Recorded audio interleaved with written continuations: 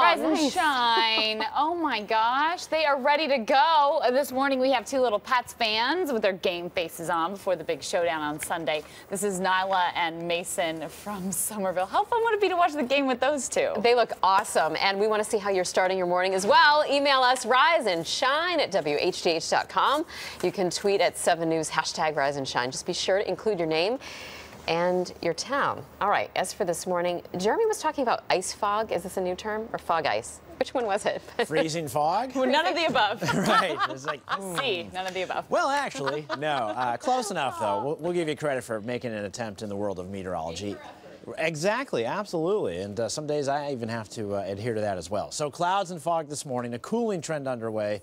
Yesterday, low 50s, today, low 40s. For the weekend, the holiday weekend, 30s to around 40 for afternoon highs, and it looks like it's a dry holiday weekend, but there could be a couple of isolated flurries Saturday afternoon and Sunday afternoon. So visibility, this map here is showing zeros and ones, reduced visibility, zero visibility in Boston. That's where you have the fog, Norwood as well.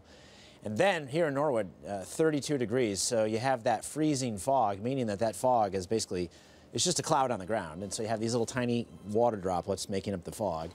And because the temperature is at 32, those water droplets can freeze to any surface, your car top, your sidewalk, some of the on-off ramps, untreated surfaces. So that's the freezing fog concern for some of you. Bedford at 30, Nashua at 29.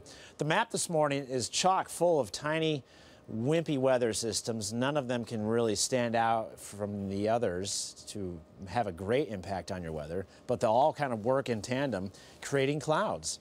And fog this morning, patches of drizzle this afternoon. And it will be cooler than where we have been with a north wind only around 5 or 6 miles per hour, but still that's coming from the north as opposed to the south. So that's why temperatures today are only in the lower 40s. Tomorrow, same weather systems, they're really not moving around all that much. So tomorrow it's similar where we have some sun, but otherwise a lot of clouds, low 40s tomorrow. And for your weekend, the jet stream creeps closer to us. And again, the jet stream is usually that dividing line between the mild air and the really cold air.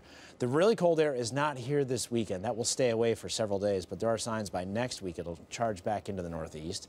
And meteorological winter, December, January, and February. This is halftime. We've reached halftime. Mother Nature, she's in the locker room making her halftime adjustments. Boston and Worcester so far, the first half of winter has been cold and snowy.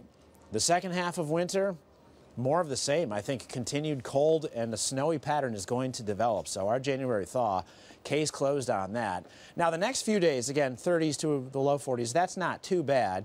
But as we work into next week, Tuesday and beyond, you notice the high temperatures. There you go. By Wednesday of next week, single numbers for lows and afternoon highs near 20. See you in a few minutes.